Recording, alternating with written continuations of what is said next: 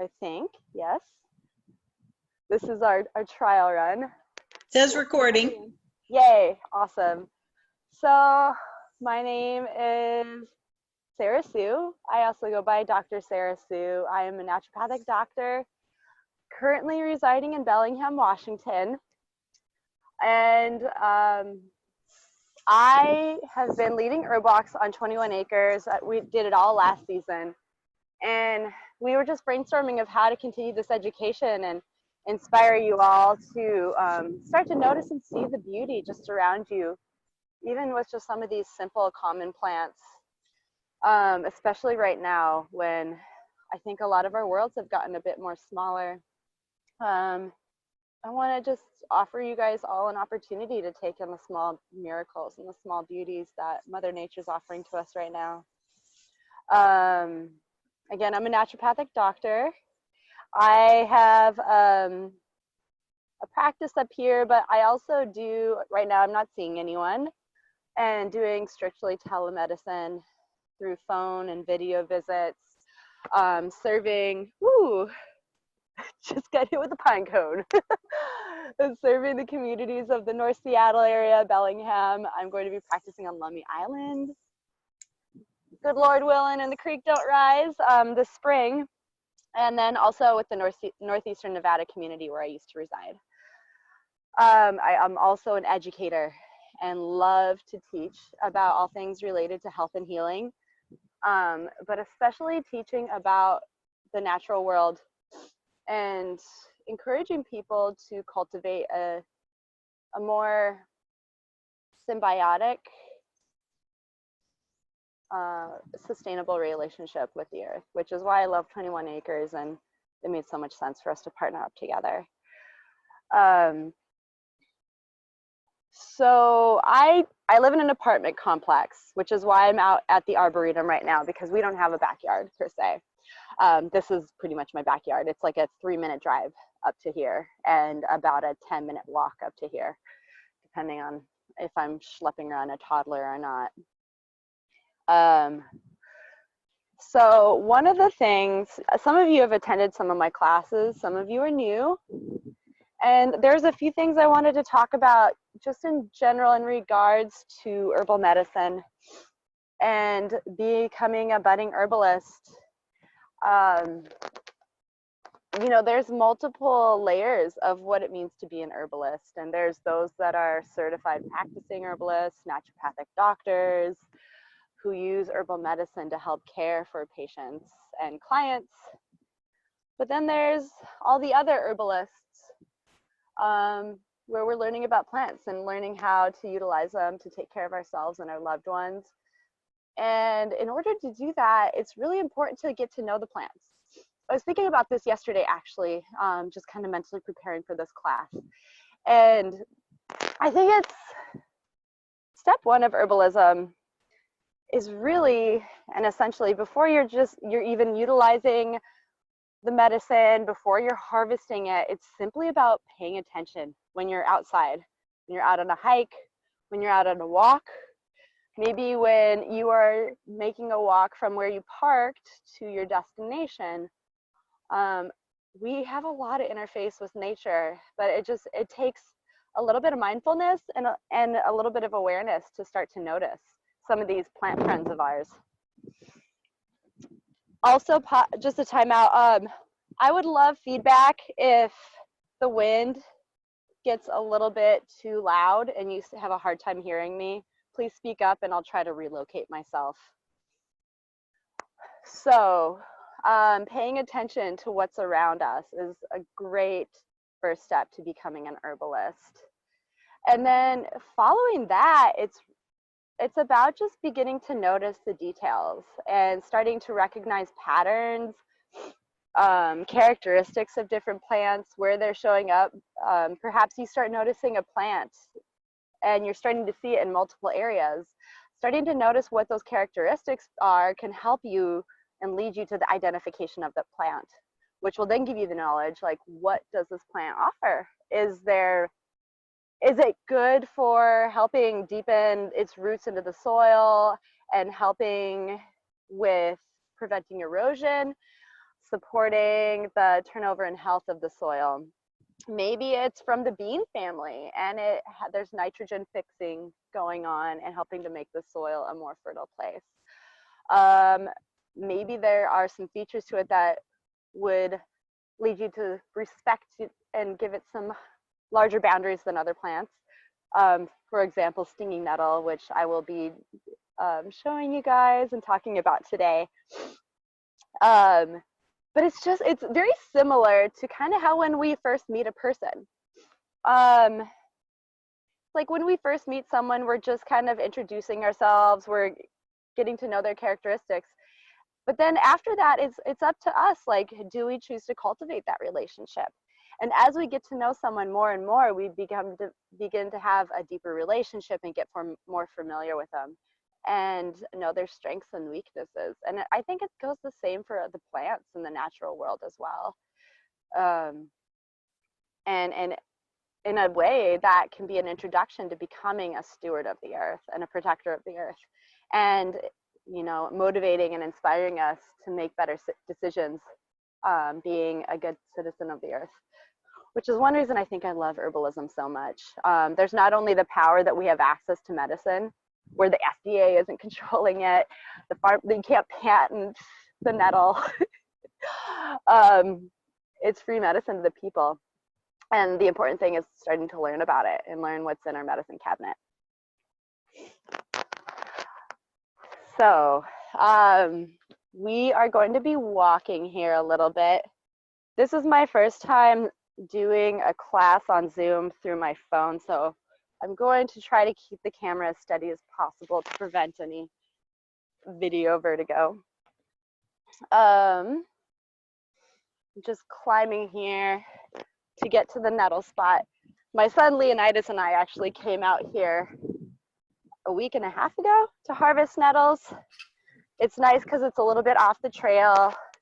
That's one important thing to think about if you have learned to plant, you know it's medicine, you know it's risks if you take too much of the medicine or if you touch it, in the case of nettles. Then you want to start thinking about, like, what does it look like to harvest some of this medicine? You know, for me, walking on a main trail in an arboretum, I'm not going to really want to utilize any of the plants that are right off the trail for multiple reasons. First of all, there's a lot of foot traffic that might be trampling on and stepping on those plants. And we track a lot of stuff on our shoes, including a lot of these bodily fluids that can be vectors for the COVID-19. That was one, I'm going to be throwing in some gems of just how to protect ourselves right now during the COVID-19 epidemic. And one simple action is when you're going out and coming in, not only should you wash your hands right away, take your shoes off. When someone's coughing or sneezing, sure, it's airborne for a certain amount of time, or those little fluid particles are floating in the air, but then there's still gravity. They're gonna fall to the ground, and then our shoes walk on them. So I think it's a very important, powerful step to remove shoes when we're entering into our household. They track in not only things like that, but a lot of toxins, runoff from emissions from automobiles and vehicles, all sorts of stuff that we can traffic in through our shoes, and just simply taking our shoes off is a great protective thing to do, preventative thing to do. But back to the trail, you don't want to get anything off the trail for that. Plus there's animals that are marking their territory with their urine or having a bowel movement on the side of the trail. So we want to prevent things like that from the plants being contaminated. But also there's an intrinsic value to those plants along the trail. You know, if there's like a beautiful flower that's growing alongside the trail, for me personally, I would want to, honor it and hang out with it a bit, but then like leaving it for everyone else to enjoy. We share this space, and we're here to be caregivers for it. The reason I really liked this location for the stinging nettles, and actually here are a few right here. little nettles is that there's a lot of them.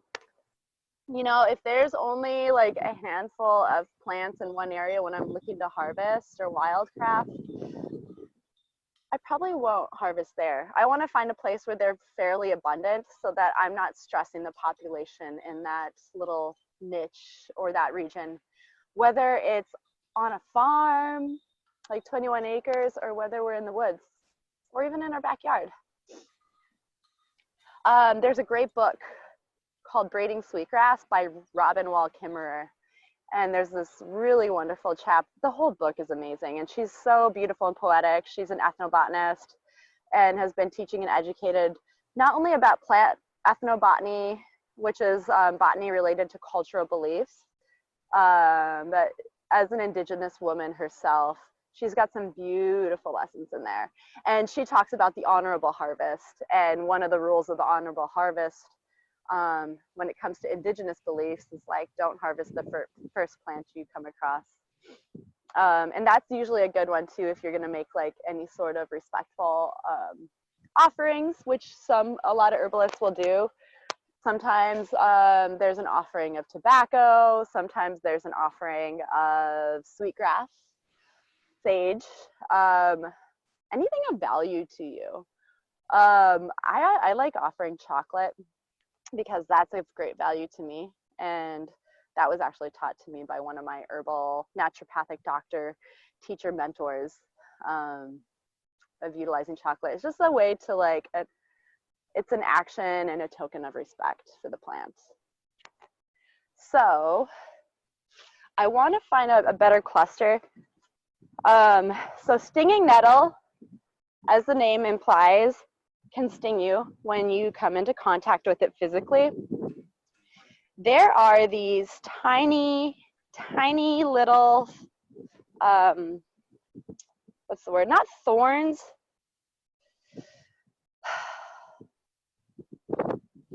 I'm having a word block. Tiny little hairs that are sharp that can inject into your skin. And on the end of all of these thorns is this material called formic acid. Formic acid is also naturally occurring in fire ants. So when you get that ant bite and that sting, that is formic acid that is entering into the skin. And that's actually the same material or compound that is found in the nettles, which is why they sting. And that stinging sensation can last quite a while. I have had a nettle sting sensation last up to almost a week on my hands when I've worked with it and cultivated it historically. Sometimes it's just a couple hours, but not all nettles have the same sort of sting. There are some nettles that will pack a bigger sting and it'll last longer than other nettles. It's really interesting. And I think that has a lot to do with how stressed the plant is and the conditions in which it's growing. A plant that's more stressed is going to create more secondary compounds that are usually the medicines that we're looking for in plants. And they end up making more of those. So here are a couple other nettles. Let's see if I can get a good angle here. As you can see, here's the leaf shape. I'm going to use, can you guys see that all right? Can I get some feedback from someone? Is that good? Anyone? Can you give me some feedback? Everyone's on mute right now. What was that? Yeah, we can see it. Okay, great. So as you can see, the edges are serrated or sawtoothed. And the overall shape of the nettle leaf is almost like a heart, right? Can you see that? Another interesting thing with the nettles is that they alternate. There's two that come off the stem and they alternate at a 90-degree angle. Similar to the presentation and the template for a lot of the all the plants in the mint family. And another interesting aspect, similar to the mint family, is that the stem itself it's not round. There's edges to it. Mm. And then color-wise, it's primarily green, but can you guys also notice and see that purple color that's on there? Yeah, I've noticed that a lot with these nettles in particular that are growing in the arboretum. And I think it's really interesting. So from a medicine perspective, there are many medicines that are found in plants. And some of them, you can tell some of the medicines are there by observing the plant's coloration. For example, you know, the green signifies chlorophyll. And there are other colors such as blue and purple in plants that signify the presence of these compounds that are called proanthocyanidins. PAC. It's a great acronym to say because the whole word's kind of a mouthful, but I'll say it again, proanthocyanidins, PAC. And this includes that blue-purple coloration, not only that's present in the nettles here, but also things like purple cabbage, berries, purple onions, beets, what else? Elderberries, blueberries, strawberries, cherries, currants. Essentially, all of those vegetables with that blue-purple color have that compound in it. Mm. And what is special about that compound is a multitude of things. For one, it's a very potent antioxidant. And so when we are taking in high antioxidant plants, it helps combat the free radical damage and the inflammatory damage that we take on by just simply living in today's society and world, but also just natural byproducts that our body's making simply by running and surviving and thriving. So it's great to have these high antioxidants in our diets. That's one of the 100 reasons why vegetables and fruits are so good for us and plants in general. Another reason it's really beneficial, the PAC coloration in plants, is it's very good for our cardiovascular system. In particular, it's very strengthening to the integrity of blood vessels. We have two different kinds of blood vessels, arguably three in our body. We have our arteries, and the arteries are the more stronger, durable vessels in our blood that carry blood away from our heart and carry that oxygenated blood to the tissues in our body. And then there's the blood vessels called the capillaries, which is, you can think of like an artery like a large river, and the capillary kind of looks like that estuary where the river starts branching off into small little creeks and streams and flowing into a larger body of water. The capillaries are very, very small, and that's where a lot of the nutrients and oxygen exchange happens in the body. And then there's the veins that take the blood that no longer has oxygen in it, and it returns it back to the heart and lungs, essentially, to get reoxygenated. So those proanthocyanidins can really strengthen the integrity of those vessels, especially the arteries. I think about it as like real kind of renovating the plumbing of our body, because I think of those vessels like plumbing. And they get a lot of wear and tear just simply by living and being in our body for decades, years. Things like high blood pressure can damage the interior walls of blood vessels. It can cause a lot of turbulation, and also inflammation can really hurt and damage blood vessels as well and create conditions for things like atherosclerosis. And those proanthocyanidins can counter a lot of those mechanisms and a lot of the risks related to cardiovascular disease like atherosclerosis and hypertension, just the mechanical impacts from high blood pressure. So eat your purple and blue vegetables and fruits. They're really good for you, and they're also really good for the immune system as well. But back to nettles, another great compound that's found in the stinging nettle is this compound called quercetin, which is naturally occurring in a lot of plants. Another plant that's really high in quercetin are onions, whether they're purple or yellow onions. I'm gonna get another shot of the nettles so you guys can look at the pretty nettles for a little bit, watching it blow in the wind. Can you see it? Well, there we go. Or I could be courageous enough. Here's what I'm gonna do. I'm gonna show you how to harvest it, and then I'm gonna talk more about quercetin. I don't have gloves on. I forgot them at home. I usually wear gloves, ones that have that plastic lining on the palm side, specifically for the nettles. And then I use clippers. I forgot to grab those on my way out. So I'm going to do something that I wouldn't recommend you do unless you're okay with the sting of nettles. It's not going to hurt you. It's mostly just uncomfortable when you get stung. You don't have to worry about being poisoned. You don't have to worry about long-term damage. Some people will use that stinging sensation from nettles and actually use it as a way to draw red blood cells and white blood cells. And white blood cells are the immune system that's floating in the bloodstream.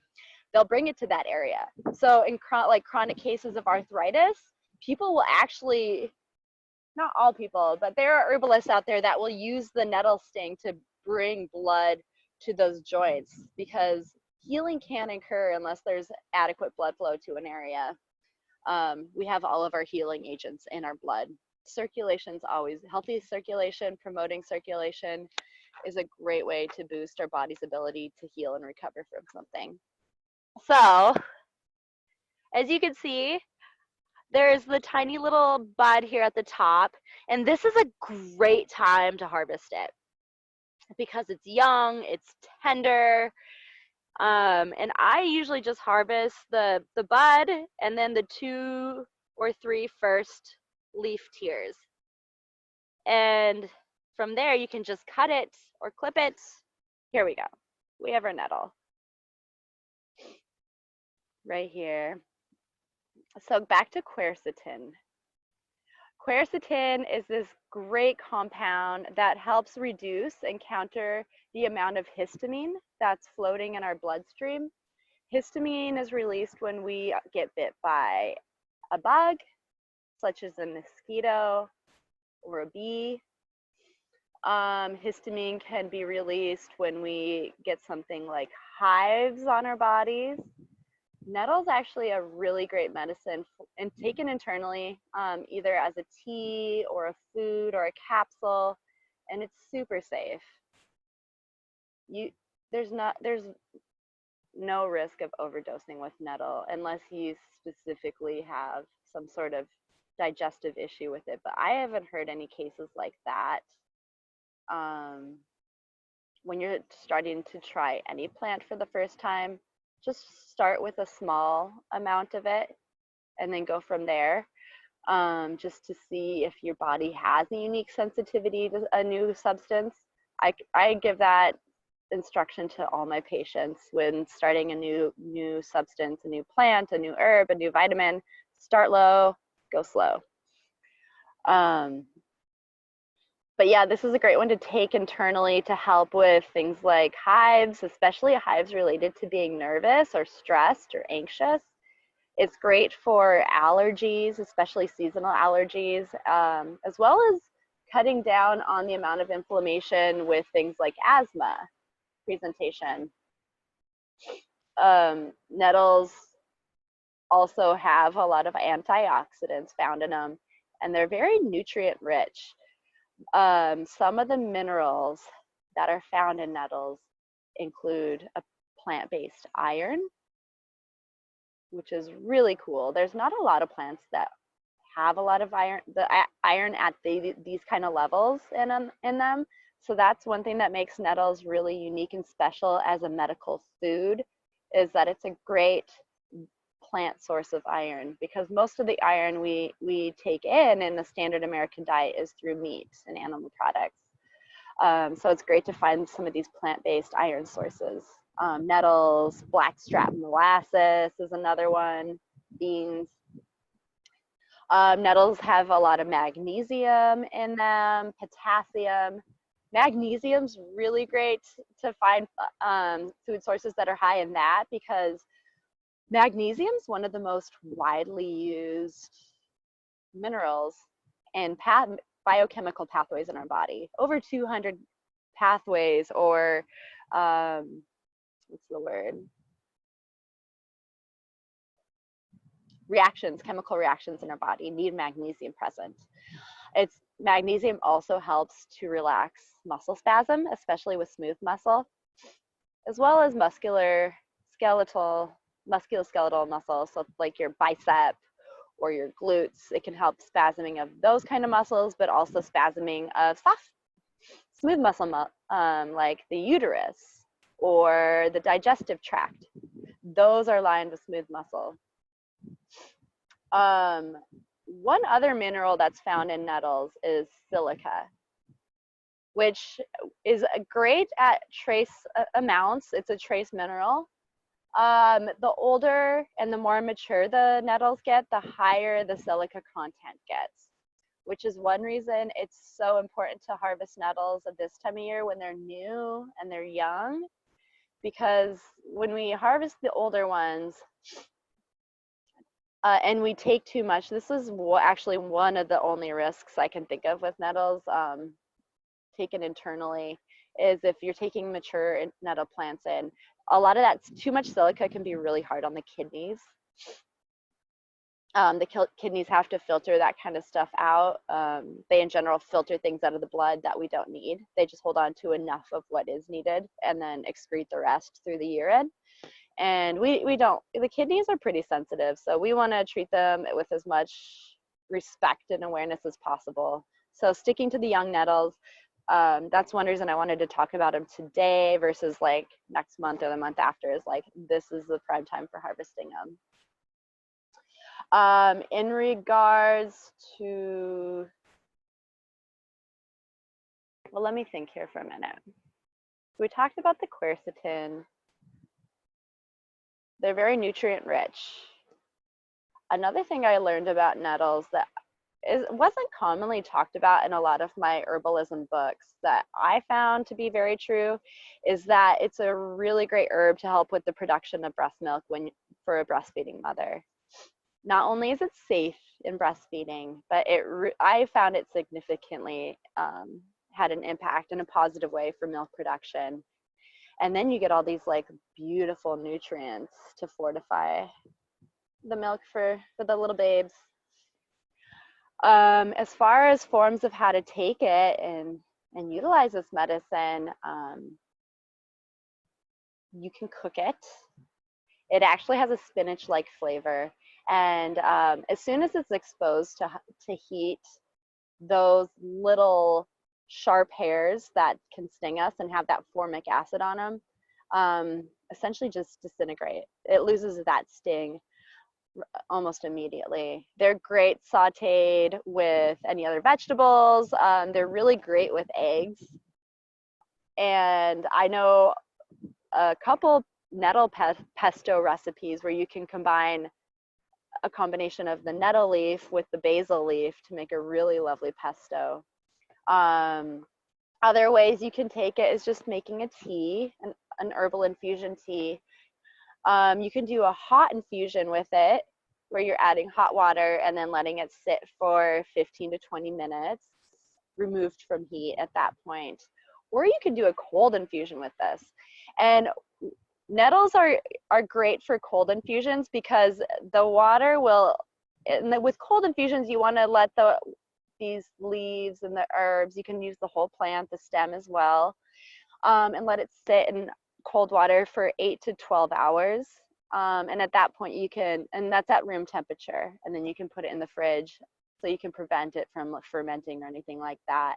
That'll extract the minerals really well, but keep things out like tannins. A tannin, one example of a high tannin containing substance is wine, especially red wine. It has that, gives it that sticky sort of mouthfeel. Too many tannins in the diet can interrupt and interfere with absorption of nutrients and minerals, including iron in the stomach and the small intestines. So cold infusions are great to get the high minerals out and have it be a little bit more gentle on our digestive tracts. Another great way to extract those minerals and the other medicines like the quercetin out is doing a vinegar extract where you harvest a bunch of nettles and then chop them up. You can dry them first. Drying nettles will also get rid of those stingers. And then doing a tincture, essentially, where you fill a jar with the plant material and then a liquid. And in this case, it's apple cider vinegar or another kind of vinegar if you desire. I really like apple cider vinegar. I really love the taste of it. I'm sure a balsamic vinegar extraction of nettles would be delicious. But vinegar is really great at getting the minerals out. It's much more effective at getting minerals and vitamins out than alcohol or honey or glycerin would be, which are other liquid substances that are utilized to make herbal tinctures and herbal liquid extracts.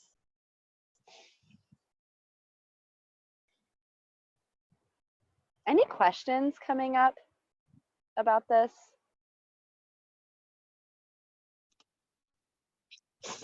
Yeah, so what's kind of like the best way to store nettle? I picked some nettle a couple days ago, and I kind of just like put it in like a Ziploc bag and in the freezer, and maybe I'll like make some tea with it or something. I'm not really sure what to do with it though. Yeah, that's a really great question. Actually, I really like storing it that way, freezing it fresh from a harvest and just putting it in the freezer. One cool thing about doing it that way is that when things are frozen, everything, all the little cell walls burst open, releasing all the nutritive contents of the cells within. So it can actually help make it more bioavailable. I actually do it that way, and then I'll just take the nettle out and use it as like it's, for example, you have like, just pretend like it's a bag of frozen spinach in your freezer, so you can use it in that fashion and just cook with it. Or taking it out and adding it to fortify your smoothies. If you make those, that I like adding nettles to smoothies. Otherwise, another way to process it if you do a harvest is simply to dry it. Once you dry it, the leaves will crumble up, break up pretty easily, and that sting is gone once it is dry, most of the time. If it's a really powerful nettle with lots of, like a really powerful punch of that formic acid, there might be a little sting left. I speak from experience for that one. You could prepare it. I remember a couple of years ago, I actually harvested nettle and I just made a huge batch of pesto right away and then froze jars of that, as like a meal serving per jar. That could be a way to preserve it as well, but I would say freezing or drying it is really the best way to preserve it in the long run. Although I will say another way that I preserved it recently is I incorporated nettle leaves into one of my homemade sauerkrauts that I made. I just mixed it up with the cabbage and onions and garlic and all the other spices, and then I just added nettles to it, and it turned out great. My son loves eating the nettles out of it. I think it's really exciting and novel for him because he has learned about nettles and the sting, and he's quite intrigued that he can all of a sudden eat it. The seeds to the nettles, I really want to put a plug in about those. So that's another sign you can tell that the nettle has reached a maturity where you don't necessarily want to harvest the leaves anymore, is when it starts putting out seeds. And the seeds usually present in clusters on the nettles, like on the upper parts. They'll grow off the stem and kind of fall down. They're pretty abundant per cluster. And those seeds are beautiful medicine in themselves, and actually quite different. I mean, I think they have a lot of the same nutrients and minerals that are found in the leaves, but in general, seeds are also nutritive just by the fact that they they have all of this powerful plant potential within each seed. And there's a lot of seeds that are harvested and have these healthy fatty acids found in them. For example, hemp seeds, sesame seeds, flax seeds, they have these really great fatty acids. And so those are found in the nettle seeds, but they're also a great adrenal support or an adaptogen. When you hear adaptogen, you can kind of most often you can correlate it to supporting the adrenal glands, but there are some adaptogens that support other organs in the body. And what an adaptogen means very simply is that it lowers things that are too high in the body, and it boosts and lifts up things that are too low, such as energy or adrenal response. Or maybe someone's like super anxious and they're just have the susceptibility to being in fight and flight all the time. Adaptogens can help bring and lower down that response, whether it's at the nervous system level or at the adrenal glands, and which are the primary glands within the endocrine system that are designed to help us respond to stress. When we get in that fight or flight response, the adrenals are excreting not only cortisol, but adrenaline. Adrenaline is also known as epinephrine, which are some very potent and fight or flight hormones that get surged through a body. And so things like nettle seeds, some other favorite adaptogens I really love include astragalus. That's a great adaptogen for the immune system. Holy basil, those can be really balancing to the body when things get out of balance. What other questions? Anyone else? I have a question. Yeah. I kind of missed somehow about, okay, you've got your gloves on and you pick the nettles and then you, I assume, stuff them in a bag or something. How long are they able to sting you? Do you have to keep wearing gloves when you take them home? Yes, you do. Yep. You definitely. That's a great question. As long as they are still like fresh looking, they're going to have that sting. You have to process them somehow. So either exposing them to heat, fermenting them, or drying them, or freezing them will eliminate that sting. So after you cook it, like cooking is a way to, if you throw it in a pan, that'll get rid of the sting. Okay. Yep, absolutely. Thank you. Mm-hmm. Are there any lookalikes? No, that is a good question. At least not in this region. And if you're not sure, just touch it.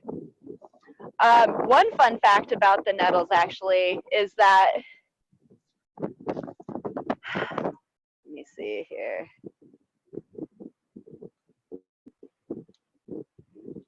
Is this okay with the wind, you guys? Are you still able to hear me pretty well? Yeah, we can hear you pretty well. Okay, okay. Sometimes the stingers will be a bit more dominant on one side or the other. But yeah, you can just simply touch the nettle. And if you don't get that sting, then you might want to question if you have identified the right plant. Thank you. Yeah, definitely. I found this guy growing near the nettles. Does anybody recognize this plant? Let me just get a single. It might be a little bit more helpful. So this one has a square stem as well. And then it has a circular, a floret pattern, I think is the term, of 6 leaves up and down the stem. And it's got these, it almost looks like goosebumps on the leaves and on the stem. And it sticks to clothing like Velcro. Who knows what plant this is? It's cleaver. Cleavers. Yes. The Latin name. So cleavers is the common name. The Latin name is Gallium aparine. And these are actually a great antidote for stinging nettles. They can be very soothing to the skin when there's pain from things like stings, whether it's the sting from a nettle, sting from a bug bite, a bee sting. It can be a very nice first aid along the trail. I've actually used that as such in a few times while I've been out and about. It's also great for sunburns. And not only is it soothing to the skin tissues, but it helps with the flow of the lymphatic system in our body. The lymphatic system carries a lot of the cellular debris that is found in our bloodstream, and it helps clean it up and get it out of our body. It's also a transporter for immune cells. I'm going to find a less windy location to continue talking about the cleavers. I'll show you the little patch here. Sarah Sue, it's Robin here again. We Yes. have somebody asking, how do you use it? The cleavers? Yes. Yes, I will show you or demonstrate how to make a first aid on trail poultice. Say you got stung pretty severely by some nettles, or you got stung by a bee, or maybe even cut yourself and it's not healing. Let me get these headphones back in. Maybe you got a cut like a day or two ago and it's not healing and it's starting to get a little infected. So you want to get some plant medicine on there. So the cleavers is interesting. There definitely is like a Velcro-y type texture. This is also what I would consider a medical food. It's very safe. There's little to no contraindications or side effects. Also very mineral rich, vitamin rich. That's the one thing I love about a lot of the first plants that arrive in the spring is that they are packed and loaded with nutrition, which makes sense. We as a collective species have been hibernating and in the winter all for like months at that point. There hasn't been anything edible coming out of the ground in months since the harvest in the autumn time. And so now finally the growth is happening again, and Mother Nature is offering these really nutrient dense plants to kind of restock our supplies within our bodies. So we put it in our mouth and chew it up a little bit. It's kind of succulent and juicy and a little bit of pokiness, but it's not stinging, which is a little harder texture. But then you have this nice bolus of herbal medicine, this spit poultice, and you can actually put that right over the wound, sting, or wherever, and then just wrap a piece of cloth around it to keep it in place for a while. It's very healing and has antimicrobial properties as well. I like actually combining the cleavers and nettle. I think that the fact that they both come up at the same time and they grow near each other, to me represents, just observing in nature that there is this interconnectedness in this relationship. So I like experimenting and exploring that with my own food and medicine production. My plan is probably to do another nettle harvest. And now that I know cleavers are here, this is exciting. I haven't seen a lot yet. I had no idea they were up here. And I wasn't even planning on talking about them today. That would be a great duo to do a vinegar extract. And you can dry the plants first, but honestly, with cleavers, they lose a lot of their medicinal actions and their medicinal properties after they get dry. Those of you that have had experience with handling them and touching them and playing with them, because they're super fun. They're the Velcro plant. It's like one of the best herbs to introduce little kids to because they're just silly and fun. But there's, like I said, they're kind of succulent almost. They hold, you can tell the cells in the plant are holding a lot of water. And so it's really recommended to use them fresh. And so if you are trying to preserve them or make them last, instead of drying them, you could freeze them. You could incorporate them into a dish, and then when they're fresh, and then freeze that. Or some people do they'll just food process a bunch of them and make what's called a succus, which is like a green smoothie type consistency, but it's all a plant medicine, and just utilize that pretty immediately. Or you could do a vinegar extract. So you can extract all those minerals and vitamins out of the plant, and all those other healing agents that help it soothe pain with inflammation, pain with a bite, and that inflammatory response that is a healthy response that our immune system does when there's injury to the body. Those are a great way to be preserved. Any questions about cleavers or anything else?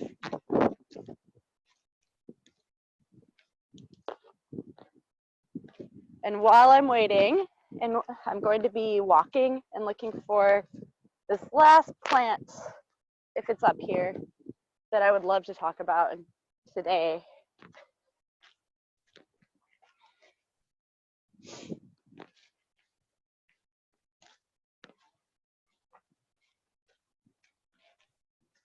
Let's see.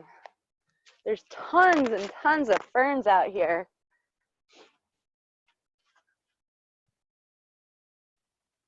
Let's see. There's also some people hanging out down at that fort now too, so I want to maybe stay up higher for this last part.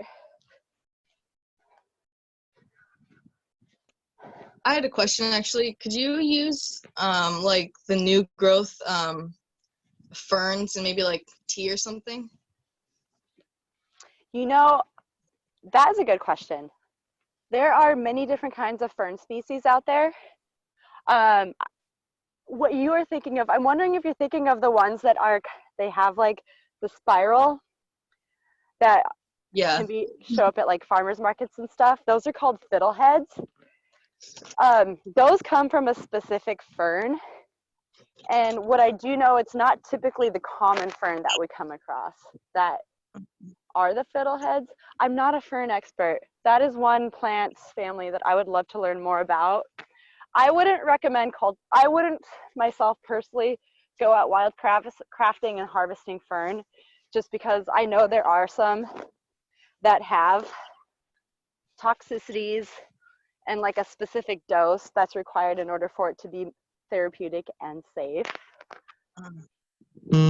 Okay. That's actually like a great rule of thumb in general with herbal medicine, is like, if there's any doubt, harvest a specimen and then take it home with you and work on trying to identify it and confirm if it is the plant you think it is. And maybe it's not, and that's okay, because you still learn from it as well. That's also a great rule of thumb too, not only when it comes to plants, but also mushroom foraging, is a lot of times when I go out mushroom hunting, I'm not necessarily finding mushrooms to harvest and eat, but I will find these like new novel mushrooms that I've never came across, and I'll take a specimen home and try to identify it. Geez, guys, I am just like, I am trying to look for Oregon grape, and which is a very abundant plant in the Pacific Northwest, and there is like none here. I need to go back down. Does anybody know what I'm talking about when I say Oregon grape? Yeah, I've harvested some a couple like jars of them and kind of like squished them together and extracted the seeds and the juice and like mixed the juice and like smoothies and stuff like that. Dang, you've got advanced taste buds for doing that, because that stuff's pretty tart and bitter, but yeah, in a good way. I love that taste. Cool. And you got the berries. Did you do the leaves or the root at all? No, I didn't really know what to do with them. I just knew the grapes were edible. Yeah. Okay. Yeah, so Oregon grape, once I find some, I will show you guys. I know I'm getting close here. The Latin name for it is Mahonia aquifolium, and it's native to the Pacific Northwest. In herbal medicine, typically what part of the plant is being talked about as far as like the medicinal actions and the constituents that are in it and the products that you find on the shelves comes from the root of the Oregon grape or the Mahonia plant. The berries actually aren't talked about and used as much, and I don't know if there's any products out there that utilize the Oregon grape berries, but I found some. Yeah, here it is, little Oregon grape. They kind of have similar enough characteristics. I know when I first moved up here from in the Midwest, Oregon grape reminded me of like the holly leaves. They have a very hardy texture, like almost leathery and smooth, very sharp serrated edges to them. You can see that. And there's all the baby Oregon grapes that will continue to mature through the season and then turn into these beautiful proanthocyanidin rich berries. They're like a purplish blue color, exquisitely tart, but if you like that taste, it's quite nice. The root of the Oregon grape, here's another one behind me, has a yellow color to it. And that yellow signifies the presence of yet another plant medicine called berberine. And berberine is also found in plants including hydrastis, also known as golden seal, which is an endangered plant that grows, I think, mostly in around the east side of the United States continent. And Mahonia is actually a really great alternative to using golden seal, especially for all of us that, well, most of us that live in the Pacific Northwest. I think there's a Midwesterner here during this class, because it not only gives the golden seal, it takes stress off the harvesting, because again, even with golden seal, it's the root that they are harvesting, and that's something to, like, big to consider. Like with the nettles and the cleavers, we're harvesting the leaves. We're not like tearing the plant out of the ground for good, but when we're working with a plant where the root medicine is utilized, it's really important to consider our impacts. Again, if the first plant you find, I would not recommend harvesting it. Find a nice cluster and then harvest around it, but maybe leave the largest, like, grandmother plant alone and harvest the littler ones around it. That yellow containing constituent of berberine is great. There's been a lot of research with it. They're finding it's almost as effective as metformin in addressing insulin resistance in type 2 diabetes. They've done research on different parties. So one just getting metformin, one just taking berberine, and then one group taking both. And the groups taking both, like the metformin and berberine, and then the group that's just taking the berberine, their numbers improved more than just the metformin only group, which is just such a pleasant, great surprise. That there's plant medicine out there that's just as effective as things like metformin, which has a myriad of side effects and predisposes people to a lot of nutrient deficiencies, including B12, which B12 deficiency is not something you want to flirt with or put yourself at risk of, because there can be irreversible damages to the nerves, neuropathy specifically, when our bodies are deficient in B12. Another great medicine from the Oregon grape root is that it's antimicrobial. It's very powerfully antimicrobial, and that includes from bacteria as well as viruses. And that antimicrobial action has an affinity for certain organs. In particular, with Oregon grape, it's good at addressing infection, or another term could be dysbiosis in the digestive tract. I want to say dysbiosis because that is a term that acknowledges the fact that there's healthy bacteria that naturally reside in the gut, but also the fact that there are bad bacteria that can like take hold and take up residence in our gut as well, that leading to things like infection, dysbiosis, SIBO, small intestinal bacterial overgrowth. And so Oregon grape is great at addressing things like gastrointestinal infections. Back to COVID-19, what they're finding in research is that virus has binding sites and affinities for different parts in our body. And I think that's actually one reason it's like such an issue, because most viruses binding sites are more in the upper respiratory tract, like your common cold. It'll get in like the sinuses, the nostrils, you know, the upper like trachea and bronchioles, but not like deep down in the lung tissue itself.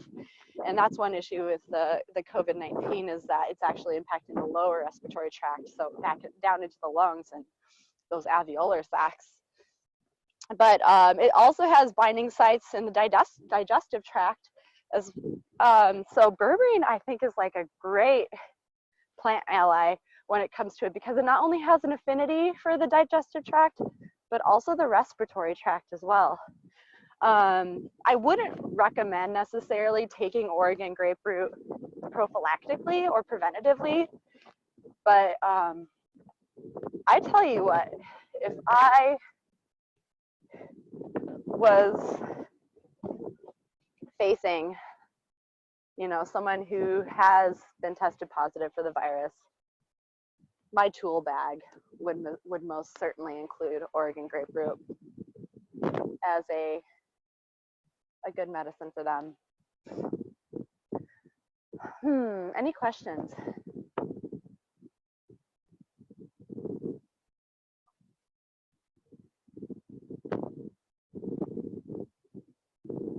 Okay. Well, we are at 1:02. We've been together for an hour. I really appreciate all of you guys showing up. You know, it's unfortunate we can't do this in person, but it's so fortunate that we have technology like this, and that we can still go for a walk in the woods together. I hope that it can inspire you to get outside yourselves. I think that is like a really, really important thing, not only for our immune system and our, you know, just like the health of our physical body, but it's so good for our mental health as well. And you know, there's a lot of medicine around, and you don't necessarily need to get out to a place where I'm at in the Arboretum. A lot of these medicines are popping up all over the place. So I challenge you and invite you to just start to notice and pay attention to what plants are popping up right now and presenting themselves. I think Mother Nature provides the medicines that are needed and required. Most of the invasive species that are titled as such are usually really good plant medicines for us. And I'm sure I'll be talking about some of those in our next class, which will be the first Saturday of May. We will be doing another virtual herb walk education, noon to 1. So please consider joining us again. And again, I'm Dr. Sarah Sue. If you want to learn any more about or have any other further questions for me, you could check out my website. My practice is called Journey Home Healing, and it's journeyhomehealing.com. You are also able to just reach out to 21 Acres, Robin, Becca, or any other amazing staff, and I'm sure they'd be more than happy to pass my contact information on to you all. So I'm going to sign off. And before I do that, let's just all take a nice deep breath in and a slower exhale out.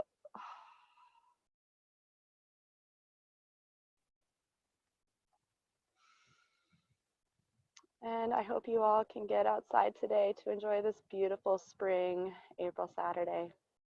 Take care.